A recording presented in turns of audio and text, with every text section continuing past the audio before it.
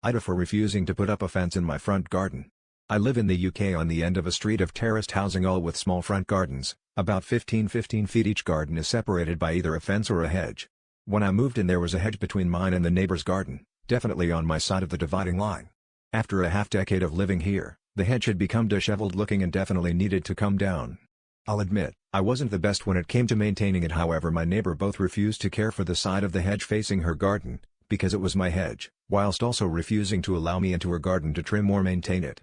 About 2 weeks ago I decided that I'd had enough of the unsightly beast since it looked pretty bad and dropped loads of leaves in my garden every year, so I got rid of it.